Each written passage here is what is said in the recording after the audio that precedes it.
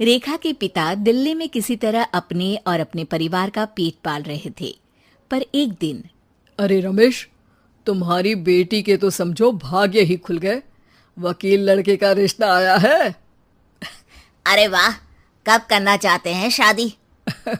वो लोग तो जल्द से जल्द ही करेंगे। बाकी शाम को मैंने रेखा को देखने के लिए बुला लिया है।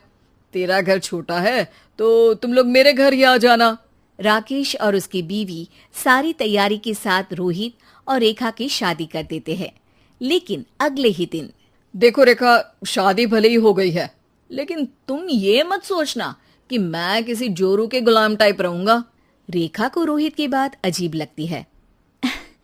मैं ये तो सोच भी नहीं सकती और ना ही चाहती हूँ, लेकिन शादी के अगले ही दिन इस तरह की बात की उम्मीद भी नहीं थी। रोहित रेखा के मुंह से ये बात सुनकर गुस्सा हो जाता है।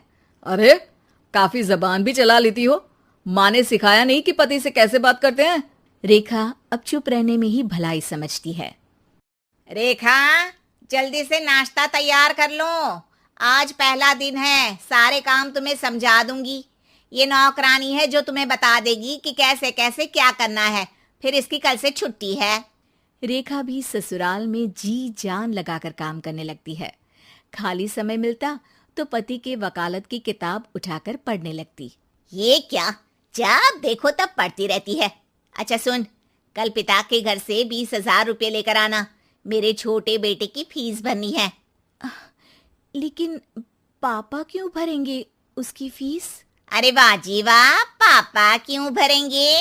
तो ये बता, हम क्यों रखेंगे तुझे यहाँ?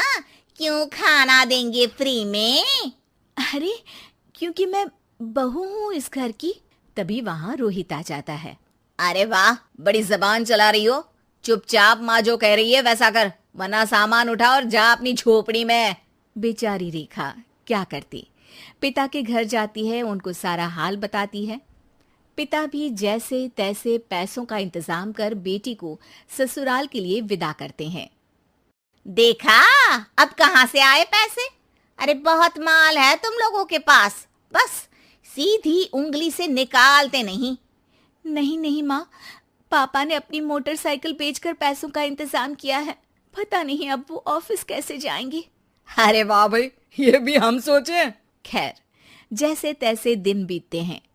रेखा जहाँ एक प्यारे से बेटे की माँ बनती है, तो वहीं उसका वकालत की किताब में ज्ञान और गहराता जाता है।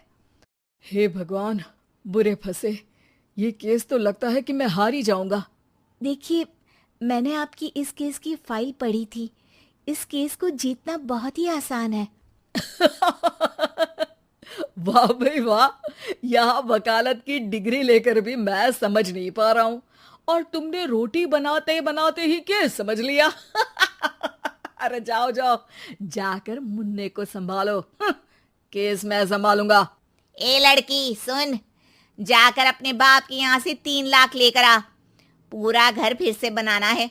छोटे की शादी करूंगी तो छोटी बहू को कहाँ रखूंगी? पूरा घर तो तूने घेर रखा है। ऐसा मत बोलिए माँ जी। पापा इतना पैसा कहाँ से लाएंगे? अब तो वो रिटायर भी हो गए हैं। हाँ, तभी तो बोल रही हूँ, रिटायरमेंट के पैसे तो मिले होंगे ना। लेकिन वो अगर आपको दे देंगे तो बुढ़ापा कैसे काटेंगे?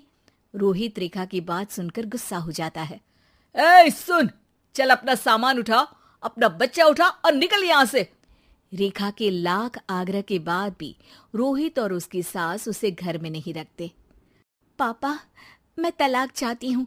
बेटा, मेरे पास वकील के पैसे नहीं है।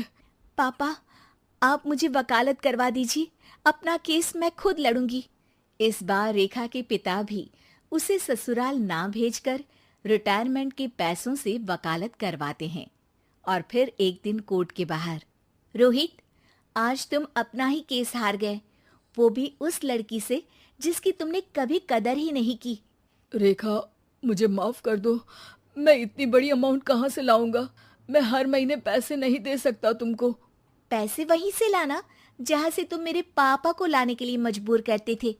एक पिता अपनी बेटी की शादी उसकी खुशहाली के लिए करता है, ना कि सारी जिंदगी कर्जदार बनने के लिए। अरे, मेरे ही बेटे की किताब पढ़ पढ़कर ज्ञान बांट रही हो?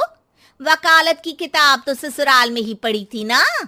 बिल्कुल, यहाँ मेरी गलती रही। जिस पैसे से मैंने इसकी शादी की थी, मुझे वो पैसे पहले इसकी पढ़ाई में लगाना चाहिए था। और आज रेखा एक जानी मानी वकील के रूप में काम कर रही है।